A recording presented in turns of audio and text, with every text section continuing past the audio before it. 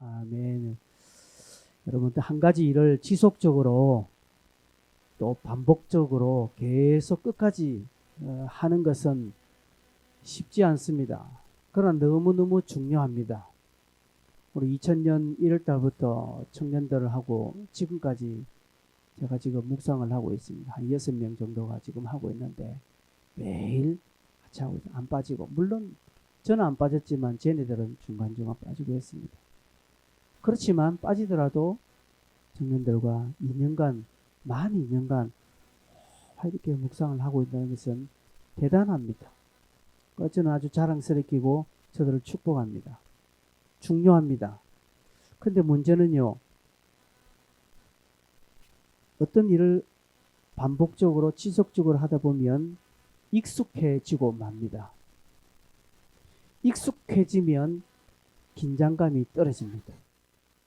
무엇이든지 반복적으로 하면 만족도가 떨어집니다. 이것을 이제 경제용어로 효용가치라고 말합니다. 여러분, 하루 세 끼 된장찌개 저는 먹습니다. 저는 먹을 수 있습니다. 근데 어떤 사람들은 아침에 된장찌개 먹으면 점심 때는 안 먹으랍니다. 그죠? 한 달 제가 곰탕을 먹은 적이 있습니다. 한 달 동안 30일 동안 제가 어릴 때 뭐 사실 그것밖에 없었고 먹을 게. 뭐 그 당시 곰탕 먹으니까 잘 사는 것 같은데 아니 그냥 어려우니까 푹 와가지고 한 달 먹으니까 나중에 물이에요. 더 이상 뼈에 이제 물이 나오지 않는 그렇게 먹습니다. 어떤 사람은 그렇게 안 됩니다. 가치가 떨어지고 만족도가 떨어지고 긴장감도 떨어지고 신선함이 다 떨어지는 것입니다. 그래서 지치고 낙심하게 되고 힘을 잃게 됩니다. 우리가 이러지 않기 위해서 끊임없이 개발을 해야 합니다. 끊임없이 업그레이드가 되어야 합니다. 여러분, 기업들을 한번 보십시오. 스마트폰 해마다 하나씩 지금 출시되고 있습니다. 끊임없이 기업들은 만들어냅니다. 그렇죠? 소비자들은 기꺼이 돈을 지불하고 바꿉니다. 왜? 그러므로 말미암아 삶의 만족도를 자기 스스로 누릴 수가 있으니까. 여러분, 지금 핸드폰을 10년, 20년 쓰시는 분 계십니까? 거의 없잖아요. 요즘은 핸드폰 뭐 많이 쓰면 5년이에요. 진짜 많이 쓰면 5년입니다. 젊은 사람들은요, 신상품 나오면 바로바로 왜? 자기 스스로의 만족도를 높이고 이제 삶의 질을 좀 그것으로 보답받기 위함이기 때문에 그렇습니다. 여러분, 우리의 삶의 만족도를 높이고 또 만족적인 삶을 위해서는 뭔가가 자극이 필요합니다. 그래서 새 것을 얻습니다. 그죠? 새 것을 얻습니다. 그래서 때로는 차도 바꿉니다. 어떤 신부는 이 아파트에서 20년 이상 살았기 때문에 지겨워서 그냥 다른 아파트로 한번 이사 가보자 이렇게 하시는 분들도 있습니다. 그렇게 해서 뭔가 좀 신선도를 유지하고 삶의 가치나 만족 또 어떤 자신의 어떤 그 유익을 더 추구하는 자들이 많습니다. 그래서 뭔가 새 것을 얻든지 아니면 반대로 자신이 새로워지든지 둘 중에 하나는 꼭 하게 되어 있습니다. 사람은. 이게 안 되면 지치는 것이죠. 우리 청년들에게 제가 묵상하면서 계속적으로 지금 요즘 업그레이드를 이야기합니다. 똑같은 감이 지쳐요. 나중에 감동도 없어요. 그래서 업그레이드가 필요합니다. 뭔가 둘 중에 하나는 있어야 되는 것이죠. 신앙생활도 마찬가지입니다. 여러분. 신앙생활도 자꾸 뭔가 이렇게 업그레이드가 돼야 됩니다. 그러려면 새 것이 주어지든지 아니면 내가 새로워지든지 해야 됩니다. 그러나 여러분, 신앙이 뭔가 새로워질 수가 있겠습니까? 신앙의 내용은 똑같습니다. 우리가 읽는 성경이 한 10년 정도 이 성경 쓰다가 그 다음에는 또 다른 어떤 성경을 쓰고 이렇게 하면 우리가 신선해질 수 있습니다. 또 공부하는 게 새로워지니까. 그러나 아닙니다. 이 성경의 내용은 변할 수 없고 우리의 신앙의 내용이 변할 수 없습니다. 그렇다면 우리 자신이 변해야 한다는 한 가지 이유만 남게 됩니다. 그래서 계속적으로 우리에게 뭔가 새로운 것들로 내가 충전해야 합니다. 업그레이드가 돼야 돼. 업데이트가 자꾸 되어져야 지치지 않고 끝까지 갈 수 있다는 것이죠. 우리의 육신적인 삶도 마찬가지고 신앙생활도 마찬가지입니다. 이렇게 되지 않으니까 힘든 거예요. 이렇게 되면 자꾸 신앙생활도 지난주 예배했던 거 오늘 다를 바 뭐 있습니까? 10년 전의 예배나 지금이나 다른 게 뭐가 있습니까? 그래서 뭔가 자꾸 변화를 주는 거예요. 교회들마다 변화를 주는 거예요. 그래서 교회가 리모델링도 합니다. 어떤 교회들은요.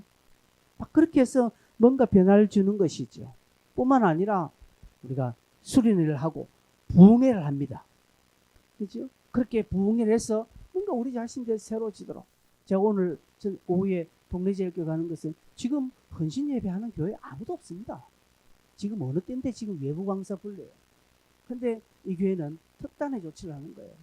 그런데 그게 왜 저를 불러서 하는지 제가 잘 모르겠습니다만은 이렇게 뭔가 새로운 것들로 자꾸 우리를 자극을 줘서 뭔가 좀 더 나은 삶을 살도록 더 나은 신앙생활을 하도록 해야 합니다. 또 그런 교회들이 많습니다.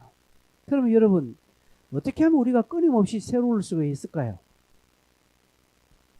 그렇다면 어떻게 하면 애석적으로 지치지 않고 자꾸 만족도를 높이면서 우리 육신의 삶도 신앙생활도 할 수 있을까요? 뭐 다양한 답이 있겠죠. 그러나 저는 여러분에게 딱 한 가지 이야기하고 있습니다. 여러분 열심을 내셔야 됩니다. 여기에 아멘 하시는 분들은 대단한 분입니다. 당연한 말이지. 제가 지금 당연한 말하고 있습니다. 그걸 몰라서 우리는 어디 안 하고 있습니까? 어떻게 하면 우리가 지치지 않고 어떻게 하면 계속적으로 업그레이드 해 갈 수 있습니까? 열심을 내라니까. 열정을 내라니까요. 이게 지금 말입니까? 글입니까? 그걸 모릅니까? 여러분 다 알고 있는데 제가 지금 다 알고 있는 이야기를 여러분에게 하고 있습니다. 열정. 그게 끝까지 유지가 안 돼서 지금 힘든지 열심이야 우리가 내죠. 안 그렇습니까? 열정을 우리는 냅니다. 그렇지만 여러분 이것이 가장 기본이라는 것이죠. 이것에 출발하지 않으면 안 됩니다. 여러분 열심을 우리가 잊어버리지 않고 계속적으로 유지하는 것은 끊임없는 내 자신을 채찍질하는 것과 똑같습니다. 내 안에 새로운 동기부여를 하고 계속적으로 나아갈 수 있는 것은 내가 열심을 잊어버리지 않아야 된다는 것입니다. 열심을 놓지 않아야 한다는 것입니다. 지금 당연한 이야기입니다. 그러나 당연한 이야기를 왜 합니까? 이것 안 되면 그 다음에 어떤 기능적으로 그 다음에 어떤 좋은 아이디어나 방법을 내어도 안 된다 이 말입니다. 그래서 이런 기본적으로 내가 열심을 잃어버리면 안 된다 라고 하는 각오를 가지셔야 됩니다. 그리고 기도 제목 때 하나님 내게 열심을 주십시오. 하나님이 열심이셨던 분입니다. 그 하나님의 열심을 하나님 내게도 부어달라고 기도하셔야 됩니다. 하나님의 열정을 내가 잃어버리지 않도록 사단은 우리 열정을 자꾸 잃어버리도록 합니다. 열정이 희미해지도록 합니다. 그래서 뒤에서 강같이 물을 토해낸다고 제가 히브리서 설교할 때 이야기했습니다. 그래서 떠내려가도록 합니다. 한두 달 열심을 낼 수 있지만 3, 4월 달, 6월 달 참 열심을 유지하기 힘들거든요. 그럼에도 불구하고 그럴 때마다 여러분 스스로에게 하나님이 열심을 주십시오 라고 기도하셔야 됩니다. 사도 바울은 끊임없이 열심을 낸 자입니다. 그런 각 곳마다 가는 곳곳마다 반대와 핍박을 받았습니다. 그죠? 어디 하나 좋은 열매가 없어요. 가는 데마다 어느 한 군데는 바울을 좀 환영해 줘야 되는데 그를 환영하는 곳은 아무데도 없고 늘 반대와 핍박만 있었습니다. 심지어 육신적인 고난이 너무나 많았습니다. 어떻게 보면 바울이 질릴만 합니다. 1차 전도여행, 2차 전도여행, 3차 전도여행 마지막 4차까지 하면서 그는 질리도록 핍박을 받았고 반대를 받았습니다. 포기할 법도 합니다. 이제 이만하면 되었다라고 할 정도도 됩니다. 그러나 바울은 포기하지 않았습니다. 즉 열심을 잃어버리지 않았다는 것입니다. 열정을 거두지 않았다는 것이죠. 그 어떤 반대와 그 어떤 조건 속에서도 자신의 열심을 멈추지 않았다는 것입니다. 여러분 이 차입니다. 우리는 뭔가 열심히 해보려는데 남들이 안 도와주니까 에이 차비라 역시 안 할란다. 뭐 내가 내가 땅 팔아서 장사하나 이렇게 하면서 내가 뭐 어디 월급 받나 이렇게 하면서 아유 나도 안 할란다. 뭐 내가 뭐 부귀영화로 누릴 거라고 이러면서 열심을 스스로 거두지 않습니까? 우리가 다 그렇게 하는 열심을 열정을 거둡니다. 열매도 없고 하니까 아 이거 아닌갑다. 그러나 바울은 어떤 상황과 어떤 형편에서도 자기의 열정과 열심을 거두지 않았다. 스스로 거두지 않았다는 것이죠.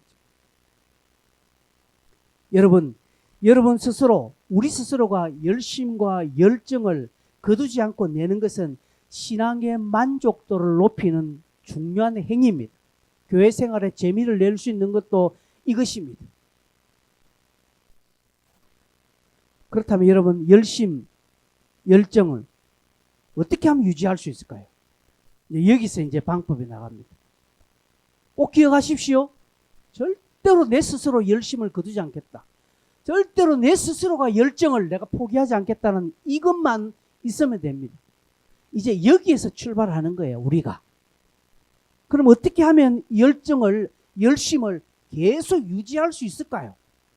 막 다 각오만 한다고?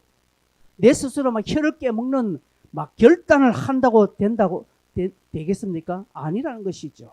저절로도 될 수 없습니다. 어떤 특별한 조치가 뭐 있어야 된다고 또 생각하지 마십시오. 여러분, 열심을 유지할 수 있는 최고의 열쇠는 복음 전도의 삶입니다. 여러분, 전도하라는 표현 아닙니다. 복음이 우선되는 삶입니다. 바울은 안디옥이나 빌립보나 데살로니가나 베레아로 가는 곳곳마다 핍박과 반대를 받았다고 했습니다. 그러나 그는 포기하지 않았습니다. 그 반대를 무릅쓰고 주께서 자신에게 부탁한 그 일들을 감당했다라는 것이죠. 여러분 이게 중요합니다. 그것이 바울의 믿음과 바울의 신앙을 바울의 사도직을 계속적으로 유지하게끔 하고 일으키게 하는 가장 큰 열쇠가 되었다는 것이죠. 여러분 복음을 앞세우는 삶 중요합니다.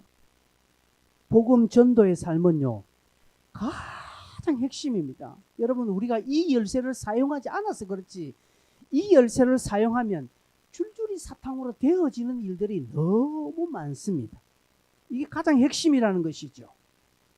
여러분의 믿음의 성장, 신앙생활의 재미, 그리고 영적인 업그레이드가 계속되는 것은 내가 복음 전도의 삶을 가장 우선시할 때 되어지는 것입니다. 어느 날 번개 맞아서 되는 것 아닙니다. 어느 날 나도 모르게 그렇게 되어지는 거 아닙니다. 여러분이 의도적으로 복음 전도의 삶, 복음을 우선시하는 삶을 의도적으로 우선시하면 하나님이 책임져 주신다는 것이죠. 어떤 아프리카 추장이 미국에 초청을 받아서 미국에 갔습니다. 그래서 뉴욕의 가장 좋은 호텔에 이 아프리카 추장이 이제 며칠간 머물게 되는데 이 추장이 화장실 가니까 뭐 좀 씻으려고 하니까 화장실에 물 나오는 게 없어요. 뭐 우물물이 없어요.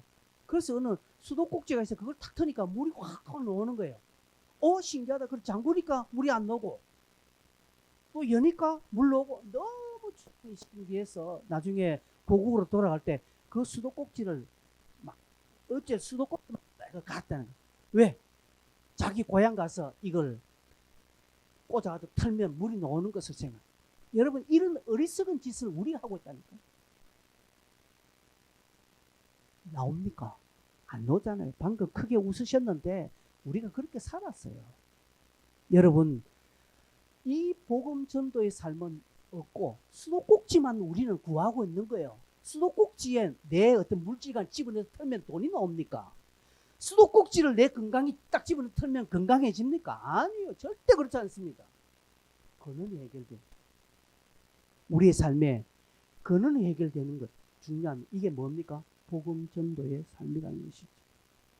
바울이 아덴으로 내려왔죠. 그런데 거기서 복음을 전합니다. 뭐 복음 전하는 거 새삼스럽지 않습니다. 앞에 거 다 했죠. 앞선 지역에서도 복음을 다 했습니다. 그래서 아덴에도 쫓겨 내려왔습니다. 그가 스스로 자발적으로 온 것이 아니라 쫓겨 내려왔습니다. 그런데도 여기서 복음을 전하는 것입니다. 여러분 같으면 하겠습니까? 쫓겨나갔는데 아이고 안 할란다고 뭐 얼마나 그만둘 이유가 많습니까? 그런데 그만두지 않았다는 것이죠. 왜? 바울은 복음 전하는 것이 자기 존재의 목적이고 이 복음을 우선시하는 것이 자기의 생명이고 하나님이 자기를 사도로 삼으신 이유와 목적이라는 사실을 알았기 때문에 그렇다라는 것이죠. 그가 이 세상에 온 목적이 이것이라는 것을 그는 알았기 때문에 그 어떤 것들이, 그 어떤 조건이나 그 어떤 환경이 이 복음을 전도할 수 있는 그 상황을 거부할 길은 없다는 것이, 반대가 일어난다고 거부하고 뭐 조금 핍박이 온다고 해서 복음을 전하는 것을 멈추고 뭐 자기를 싫어한다고, 자기가 애매히 오해를 받았다고, 남에게 자존심 상하는 소리를 들었다고 복음 전도의 삶을 포기할 수 있는 일이 바울에게 있을까요? 없습니다. 그 어떤 자기의 생명을 거두지 않는 한 바울의 복음 전도의 삶을 막을 수 있는 형편과 상황은 없었다라는 것이죠. 그것이 가장 일본이었다는 것이죠. 그러니 바울이 어디 가서 털면 물이 나오는 거예요. 바울이 어디 가서 털면 되어지는 거예요. 바울이 어디 가서 터니까 손수건만 올려놔도 사람이 낫는 거예요. 바울은 직장 생활하지 않았습니다. 그러나 어디 가서 터니까 루디아 같은 여인을 만나고 브리스길라와 아굴라 같은 사람들을 만나서 자신의 어떤 물질적인 문제가 풀리도록 하셨다. 공부할 때 터니까 디모데를 만나고요. 공부할 때 터니까 신라 또 디도라는 제자들을 만나고 수많은 사람들을 만나고 터니까 베베라는 여집사를 만나서 자신의 일을 감당하도록 하고 그렇게 되는 거예요. 그런데 우리는 핵심은 다 빠지고 무조건 이것만 틀려고 하나님 틀어달라고 하나님은 안 된다는 것이죠. 그거 튼다고 해서 물 나오는 게 아니다는 것이죠. 우리가 그렇게 살고 있지 않습니까? 제가 얼마 전에 이 설교를 하면서 비슷한 이야기를 했지요. 여러분 앞에 놓여있는 모든 사람과의 새로운 관계가 주어진다면 복음 전도가 1번으로 그 사람과의 관계를 트십시오.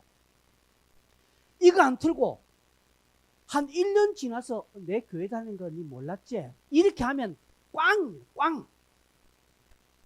새 사람 만났습니까? 인사 딱 하십시오. 인사하시면서 그 처음 관계요. 뭐 처음 대놓고 악수하면서 내 예수 믿는다 뭐 그럴 필요는 없지만 그러나 그 사람과의 관계의 첫 관문이 복음을 전하는 거예요. 이렇게 하루 이틀 지나면서 자기 자신이 예수를 믿는 자라는, 내가 교인이라는, 하나님의 백성이라는 사실을 빨리 전하고 그 사람이 우선 이 교회 나가나? 한번 교회 나가보자. 그럼 그 사람이 이렇게 하겠죠. 아이고, 니하고는 뭐 안 친하겠다. 이제 뭐 내한테 뭐 교회 교자도 꺼내지 마라. 그러면 내 니하고 안 사귀겠다 하면 안 사귀면 돼요. 그 사람은. 뭐 한다고 그 사람하고 억지로 사귀랍니까? 신앙의 갑이 되어셔야 됩니다. 그렇게 그 사람이 아무 말 안 하더라도 그런 영적인 나의 어떤 신분을 드러내고 관계를 틀면 그 다음부터는요 모든 것들이 여러분 뜻대로 되어집니다. 왜요? 이미 하나님이 근본을 딱 라인을 깔아주셨기 때문에 원수에서 수도로 올 때 이 관을 하나님이 딱 깔아놓게 되면 그 다음 내가 털면 때가 되면 나오게 돼 있다는 것이죠. 이것이 우선순위가 되어야 되는 것입니다. 그리고 여러분이 모든 관계에서 여러분 정체를 밝히고 전도를 시작하면요 그 다음 그 사람에게 내 행동 거지가 삼가하게 되어 있습니다.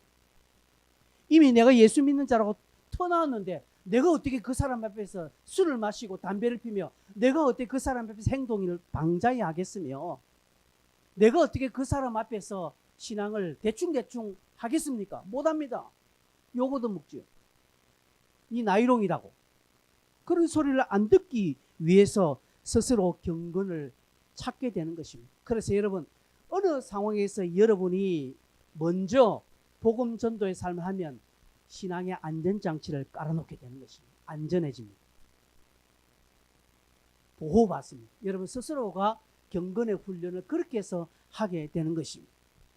누가 칭찬해주고 알아주면 하고 누가 뭐 비방하고 누가 안 알아주고 누가 엉뚱 소리 하면 자존심 좀 끓는 소리 한다고 해서 그냥 멈추고 그렇게 얄팍하게 하지 마십시오. 세상도 그것을 요구하지 않습니다.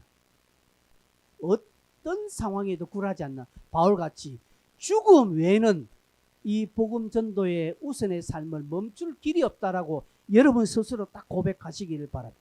나는 이 일하는 사람이다. 내가 왜 이 직장을 가고 내가 왜 이 일을 하고 내가 왜 이 사람을 만났느냐. 복음을 전하기 위함이다라는 의식을 제일 먼저 가져야 됩니다. 그거 안 하고 다른 일 하면 안 나옵니다. 안 됩니다. 왜 여러분이 사람과의 관계가 어려운 줄 아십니까? 불신자 직장에서 이럴 때 왜 사람과의 관계가 어려운가 하면 이게 안 돼 있기 때문에 그렇습니다. 나중에 친밀도가 높아져서 6개월, 7개월, 한 1년 정도 지나다가 이제 그 사람이 내가 교회 다니는 이제 뒤늦게 알았거든요. 그럼 그 사람 판단합니다. 아, 저게 교회 다니나? 교회 다니면서 왜 저러지? 이제 그 사람은 나름대로 다 판단한다는 것이죠. 그렇기 때문에 그 다음부터는 꼬이는 것입니다.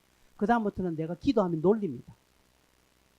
식판 올려놓고 기도하면 식판 빼뜨려가는 놀립니다. 네, 처음부터 그렇게 하시라니까요. 노골적으로 처음부터 하면 안전합니다. 나는 이 일을 하는 자다. 그렇다고 해서 우리가 24시간 전도하고 전도지 들고 지하철 가서 고래고래 고함질을 하는 게 아닙니다. 모든 삶의 관계에서 이 일을 먼저 탁 깨놓고 시작하시라는 것이죠.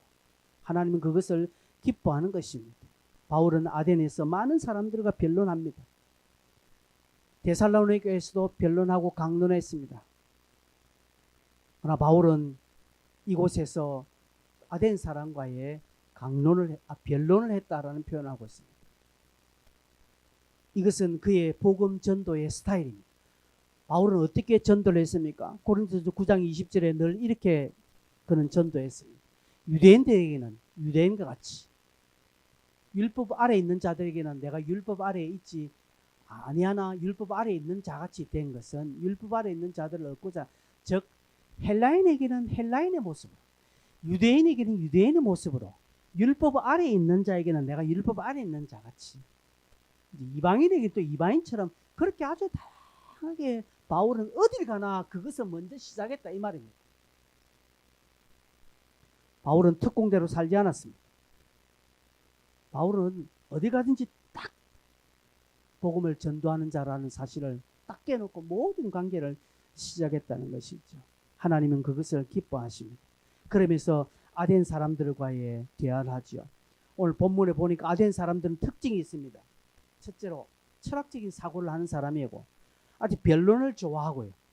그리고 새로운 사상이나 학문에 대해서 관심이 많은 자들입니다. 그래서 바울이 전도할 때 이들은 뭔가 또 새로운 사상이 오나 보다, 새로운 학문이 하나 들어오는 것보다 하고 관심을 가지게 되었다는 것이죠. 그래서 그들에게 복음을 전합니다. 22절에 보면 바울이 아레바고에 서서 아덴 사람들아 너희를 보니 범사에 종교심이 많다라고 이렇게 이야기를 합니다. 아덴 사람들은 종교심이 많은 사람들입니다. 왜냐하면 그들은 철학적인 사고가 다 깔려 있거든요. 그래서 모든 신들을 다 인정하고 모든 학문들을 다 인정합니다. 아덴 사람들은 부정하는 것이 없습니다. 왜? 다 사상으로 받아들이고 철학으로 받아들이고 종교로 받아들이고 신으로 받아들이기 때문에 거부하지 않습니다. 다 배우는 것입니다. 공부하는 것을 좋아하는 사람들이죠.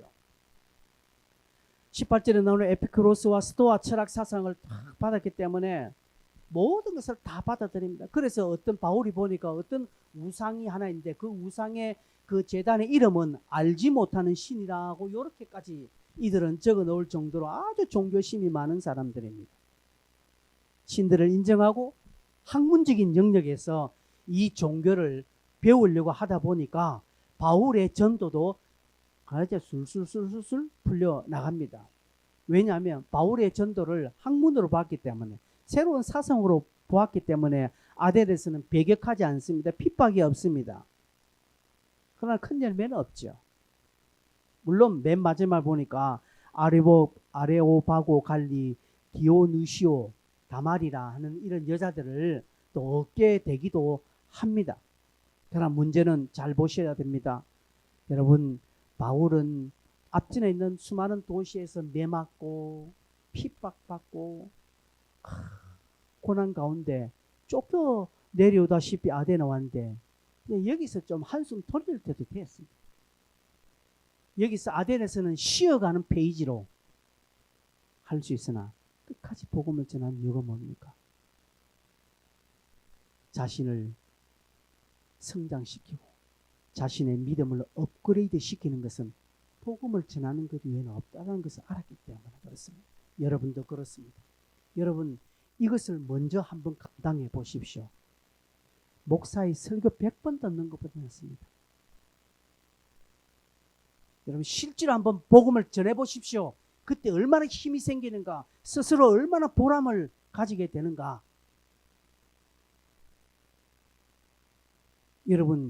여러분의 신앙의 업그레이드는 복음 전도의 삶이 가장 우선이 된다라는 사실을 꼭 기억하십시오. 이 열정이 계속적으로 유지될 수 있는 길이 복음 전도의 삶이라는 것이 두 번째, 오늘 두 번째까지만 가겠습니다. 하나님에 대한 지식을 더해야 합니다. 저기 지식이라고 하니까 무슨 공부, 학문 뭐 이렇게 생각하는데 결코 아닙니다. 한마디로 하나님을 더 알아가셔야 된다는 것입니다. 하나님을 더 알아야 하는 것입니다. 아는 것이 여러분 중요합니다. 아는 것이 중요합니다. 우리 신앙은요 인지에서 자라납니다. 그 인지에서 우리 신앙은 자란다는 사실을 꼭 기억하십시오. 그래서요 공부가 중요합니다. 성경 공부 중요합니다. 신앙훈련 중요합니다. 우리 청년들 묵상 중요합니다. 올해 들어와서 우리 신명기를 같이 묵상하는데 신년 초에 신명기 묵상이 얼마나 좋습니까? 왜요? 자꾸 묵상을 하면서 하나님을 알아가고 배워가기 때문에 그렇습니다. 그래서 모르긴 몰라도 우리 지금 이 묵상하는 친구들은 이제 묵상 안 하면 허전할 건데 하지는 안 그렇구나. 안 그러나 안 하면 저녁이라도 꼭 한 잔 안 되는. 전에는 빠지면 안 했어요. 그냥 안 했는데 이제는 안 하는 거 없고 늦게라도 합니다. 왜요? 중요한 것을 하니까. 제가 이제 이 친구들을 이제 올해까지만 좀 하고 이제 같이 안 할 거예요. 수준 떨어지기 때문에 제가. 그 정도 하면요. 이제 5월까지만 하면 한 3년 정도 하면 이들은 앞으로 계속 하게 되어 있습니다. 특별한 것 없이 계속 하게 됐다는 것이죠. 여러분 아는 만큼 말하게 되고 아는 만큼 잘하게 되어 있습니다. 물론 안다고 그렇게 사나 암과 지식은 삶은 일치하지 않습니다. 우리는 다 압니다. 그렇지만 알면은 반드시 나오게 되어 있습니다. 아이들이 학교에서 배운 거요. 나옵니다. 여러분이 스스로 언젠가 또 기가 막힌 표현을 하고 있지 않습니까? 여러분 아이들이 어떨 때 고사성어를 씁니다. 우리 청년들이 언젠가는 한번 고사성어를 씁니다. 왜? 배운 거거든요. 배우면요 반드시 나오게 되어 있습니다. 지금 안 나와서 내가 배웠지만 삶과 일치되지 않아 좀 괴롭지만 그러나 여러분 설교를 계속 듣는 게 왜 중요합니까? 설교들을 삽니까? 듣는다고 해서 안 살잖아요. 그러나 여러분 어떤 위기 때 어떤 어려움 때 어떤 고난 때 들었던 설교가 반드시 생각나고 그때는 행할 힘이 주어질 때가 있습니다. 그래서 듣는 것이 중요합니다. 여러분 자꾸 들으십시오. 저도 제 설교를 유튜브로 몇 번 듣습니다. 물론 조회수 올리려고 듣기는 하지만 물론 그러나 그건 아닙니다. 제 설교 제가 잘해서 안 해요. 제가 잘해서 나는 거 아니에요. 자꾸 듣는 것을 통해서 또다시 내가 설교할 때 이거 빼먹었네. 이 부분은 왜 탑재 안 됐지? 이렇게 공부도 하고요. 스스로 또 진단하는 좋은 역할도 하기 때문에 제가 그러는 것입니다. 여러분 지식은 언젠가 나오게 되어 있습니다. 언젠가 나올 때 그때 잘하게 됩니다. 여러분 내가 알고 있는 거 머릿속에 있으면 안 잘합니다. 근데 알고 있는 것을 한번 내뱉으면 잘하게 되어 있습니다. 그래서 제가 신학교 때 할 때 공부할 때는요. 옥상에 올라가서 책을 들고 막 큰 소리 외치면서 공부했습니다. 다 외워집니다. 말로 막 뱉으면서 공부하는 거 여러분 중요한 것이 되는 것이죠. 그래서 여러분 하나님을 알아가는데 더 열심을 내시기를 바랍니다. 바울은 오늘 그 하나님을 오늘 본문에서 아덴 사람에게 세 가지로 소개하고 있습니다. 여러분 오늘 본문에서 소개한 하나님이 어떤 하나님인가를 오늘 좀 배워보도록 하겠습니다. 첫째, 바울은요 아덴 사람에게 하나님을 이렇게 소개하고 있습니다. 사람의 손과 학문에 의해 움직이는 분이 아니다. 만민에게 생명과 호흡과 만물을 주시는 분이다 라고 아덴 사람에게 딱 이야기합니다. 아덴 사람들은 막 스스로 만들었어요. 어떻게 학문적인 조직에 의해서 뭔가 그렇게 체계화를 시켜서 뭔가 자신들의 신이라고 하는데, 하나님은 그런 신이 아니라는 것이죠. 하나님은 전지전능하신 분이고 무소부재하신 분이고, 오히려 사람의 한계와 거주의 경계를 정하시는 분이 하나님이시지, 너희들이 하나님을 진단하고 너희들이 하나님을 정하는 것이 아니라고 바울은 그렇게 소개하고 있습니다. 두 번째로 바울은 아덴 사람에게 하나님을 이렇게 이야기합니다. 사람으로 하여금 하나님을 찾도록 하셨다라고 말하고 있습니다. 하나님은 그런 하나님, 하나님은 인생이 자기를 찾기를 원하시는 분이십니다. 여러분이 하나님께 나오기를 하나님 기뻐하십니다. 오늘 우리 예배 시작할 때에 시편 73편을 읽었죠. 하나님께 가까움이 내게 뭐라고요? 복이라는 사실입니다. 하나님께로 가까이 가는 것을 하나님은 기뻐하시고 그렇게 만들어 놓으셨다라는 것이죠. 사람이 하나님을 재단하고 규정하는 것 아닙니다. 사람으로 하여금 하나님을 찾도록 하셨습니다. 그래서 사람들이 학문을 연구하고 철학을 하고 사색을 하고 막 인생에 대해서 괴로워하는 것은 하나님을 찾는 과정으로 보는 것입니다. 본성적으로 하나님을 찾도록 하나님 우리에게 그렇게 만들어 놓으셨습니다. 그래서 아덴 사람에게 너희들이 종교심이 많고 너희들이 알지 못하는 신이라는 그런 재단도 만들어 놓는 것은 너희들에게 하나님을 찾고자 하는 마음이 많다. 그 하나님은 저 우상으로 너희들이 학문으로 지식으로 만들어 놓은 그런 하나님이 아니라 오늘 하나님께서 너희를 정하시고 하나님께서 너희를 만드시고 하나님께서 너희를 경계하시는 그분이 너희의 하나님이다. 이렇게 지금 말하고 있다는 것이.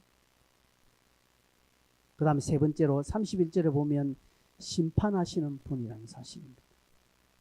하나님에 대해서 소개하고 있습니다. 어디 뭐 이것뿐이겠습니까? 성경 전체 하나님에 대한 성품이 얼마나 많은데, 그러나 바울은 아덴 사람에게 꼭 맞는 하나님을 전합니다. 물론 요 아덴 사람에게 이야기한 것이 다른 고린도 지역이나 에베소에서 그렇게 말하지는 않았습니다. 꼭 아덴 사람에게 필요한 하나님을 소개하고 있는 것입니다. 어떤 분입니까? 그분은 심판하십니다. 마지막 때 부활로 인하여서 심판하시는 분이라는 사실을 고백하고 있습니다. 이 지금 하나님에 대한 세 가지를 그냥 이렇게 간단하게 넘길 수 있는 그냥 뭐 간략한 주제는 아닙니다. 그러나 여러분에게 이 설교를 다 할 수는 없습니다. 그러나 중요한 것은 하나님은 사람에 의해서 재단되지 않는다. 그리고 사람이 하나님을 찾도록 해놓은 것은 하나님이 그렇게 만들어 놓으신 인생이 주신 본성이다. 그래서 너희들이 지금 뭔가 지금 찾고 있는데 그건 하나님을 찾기 위함인데, 내가 소개해 주신 이분이 하나님이다. 그 하나님은 모든 것을 풍요하게만 끝이는 것이 아니라 마지막 심판하시는 분이라는 사실을 이야기하고 있습니다. 아덴 사람에게 딱 맞는 그냥 막 맞춤식으로 하나님을 그들에게 소개하고 있습니다. 우리에게는 이런 하나님에 대한 소개는 공부로 끝나는 것이죠. 내가 공부할 때 하나님의 성품이 얼마나 많습니까? 여러분 하나님을 배우셔야 됩니다. 하나님을 아셔야 합니다. 내가 하나님을 아는 만큼 자라게 돼 있습니다. 아는 만큼 기도합니다. 여러분 성경도요 내가 아는 만큼요 내가 행하게 되고, 내가 아는 성경은 기도할 때 얼마나 유용하게 쓰여집니까? 여러분 성경을 많이 알면 기도도 풍요로워집니다. 그리고 성경을 많이 알면 그때는 뭔데 내가 어느 날 누구한테 전도할 때 보니까 저 사람이 막 질문하는데 와 겁난데 나도 모르게 술술술술 그 사람이 필요한 대답이 나오도록 하나님이 그렇게 하시는 것입니다. 그래서 하나님을 아셔야 합니다. 배우셔야 됩니다. 성도 여러분, 우리 인생 가운데 괴로운 일, 힘든 일, 어려운 일 안 만나고 사는 사람 누가 있습니까? 다 있습니다. 그러니까 이것을 해결하는 길은 한 가지밖에 없습니다. 하나님께 나오는 것입니다. 주께 나오는 것입니다. 하나님께로 가까이 함이 복이라는 사실입니다. 하나님을 의지하는 것, 하나님은 자기를 의지하는 자에게 하나님이 되어주십니다. 내가 하나님을 의지하는 만큼, 내가 하나님을 신뢰하는 만큼 하나님은 그 사람에게 하나님이 되어주십니다. 그러나 내가 하나님을 신뢰하지 않고 세상을 먼저 따르고 조건을 먼저 따르고 다른 것에 먼저 가면 하나님은 딱 그 사람에게 그만큼 하나님만 되어주십니다. 그러니 하나님에 대한 신뢰도는 더 떨어지죠.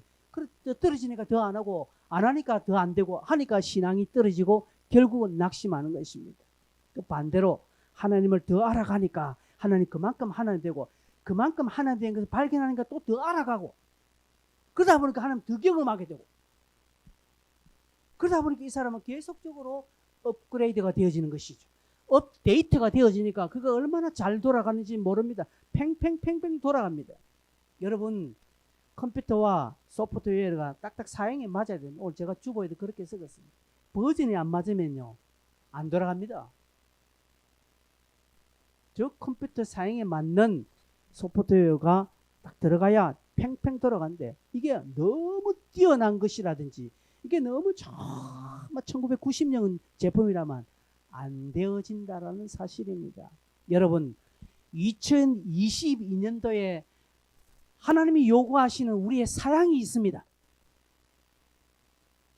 2022년도 이 물리적인 이 시간대에 하나님이 우리에게 요구하시는 영적인 사양이 있습니다. 그 사양이 되십니까? 안 되신다면 업그레이드 하셔야 됩니다. 업그레이드 해야 이 시기를 돌아가는 것입니다. 누가 주의 톱으로 간을 씁니까? 저기에 맞는 나의 삶을 자꾸 업그레이드 갈 때 저 관을 쓰게 된다는 것이죠. 그래서 하나님을 의지하고 그분을 소망하는 자에게는 하나님이 그만큼 평안과 은총으로 더하여 주신다는 사실입니다. 결론으로 말씀을 맺겠습니다. 성도 여러분, 세상에서 가장 불쌍한 사람이 누군지 아십니까? 하나님을 부정하는 사람입니다. 하나님 없이도 잘 살 수 있다라고 사는 사람이 가장 불쌍한 사람이고 가장 교만한 사람입니다. 바울은 학문적인 우울감에 빠져 있는 이 지적 우울감에 빠져 있는 이 아덴 사람들에게 하나님을 소개하는데 아무리 너희가 똑똑하고 학문적으로 아주 높다 할지라도 하나님을 알지 못하면 꽝이다. 이것입니다. 하나님 알지 못하면 너희들 꽝이다. 다행히 아덴 사람들은 그것마저도 학문으로 받아들여서 바울을 핍박하지는 않았습니다. 핍박이 없고 했다고 해서 바울이 여기에서 승리했나요? 바울은 그렇게 하지 않습니다. 여러분, 오늘 여러분에게 두 가지로 소개했습니다. 우리의 믿음과 우리의 현세의 삶이 낙심하지 않고 계속적으로 갈 수 있는 유일한 길은 업그레이드를 해야 되는데 이 업그레이드를 하기 위해서는 열심을 잃어버리면 안 된다는 사실입니다. 여러분, 열심을 잃어버리지 않고 계십니까? 혹시 작년 2021년 그 수준으로 올해 또 살고 계시지 않습니까? 제가 보니까 그렇게 살고 있는 모습이 농후합니다. 바꾸셔야 됩니다. 하나님은 2022년도에 해당되는 우리의 영적인 소프트웨어를 원하시는 것입니다. 업그레이드 하셔야 됩니다. 업그레이드 하기 위해서는 열심히 잃어버리지 마십시오. 우리 성도 여러분, 청년들, 우리 집사님들, 열정 잃어버리지 마십시오. 사단은 우리 열정을 자꾸 부채질합니다. 날려보냅니다. 너 그만해라. 됐다. 올해는 좀 쉬어라. 너 안 해도 돼.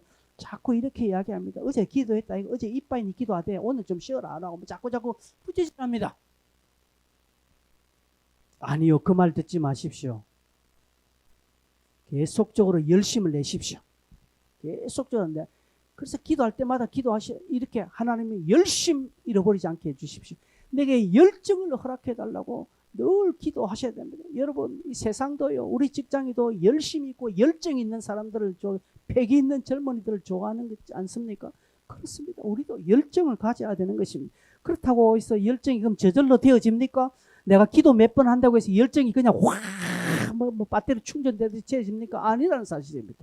열정은 내가 복음 전도의 삶을 우선시할 때 저절로 주어지는 것입니다. 푹푹푹 자른, 나도 모르게 푹푹 올라오는 것입니다. 그리고 하나님 대해서 알아갈 때, 호세아 6장 3절 보니까 호세아는 이렇게 말하고 있습니다. 우리가 여호와를 알되 힘써 여호와를 알자라고 말하고 있습니다. 힘써 여호와를 제가 지난번에 힘쓴다라는 것은 어떤 표현이라는 것을 말씀드렸습니다. 여러분, 좀 작은 신발 신을 때 그 신발 내 발에 맞지 않는데 막 억지로 넣을 때 막 있잖아요. 힘쓰는 거예요. 그렇게 힘써 여호와를 알자. 하나님을 아는 만큼 하나님의 능력과 은혜를 경험합니다. 여러분, 내 머리에서 감정에서 이해되는 하나님이라면 내 머리와 감정만큼 하나님의 능력을 경험하지만, 그러나 나를 뛰어넘고 내가 하나님을 적으로 신뢰하고 하나님을 전인격적으로 내가 신뢰하고 받아들이면 전인격적이고 전능하신 하나님의 것들을 이 삶에서 우리가 이 땅에서 경험하게 된다라는 사실입니다. 우리 주변에 저도 모르는 주변에 보면 정말 희한하게 하나님의 은혜를 경험한 사람이 있습니다. 제가 지난번에 한번 소개했습니까? 한번 한 것 같은데, 제가 전도사 때 같이 교회 사역한 전도사님, 지금 목사가 됐죠. 길 가는 어느 할머니 짐 2번 들어줬는데 그 할머니가 자기 건물을 그 목사님이 준 거죠. 그래서 저도 요즘 할머니 짐 들어드리려고. 여러분, 누가 이 일을 알 수 있습니까? 누가 이것을 경험하게 됩니까? 세상 사람들을 보면 진짜 재수 좋은 거 아니겠습니까? 근데 그게 재수입니까? 할머니 가는 거 짐 몇 번 들어줬는데 그 할머니가 자기 건물을 하나님이, 그래 그 근처에 있는 절에서 내려와가지고 데모 그 할머니한테. 그 할머니가 그 절에 보살이라서 왜 절에 안 내고 왜 갖다 줬느냐는 것이죠.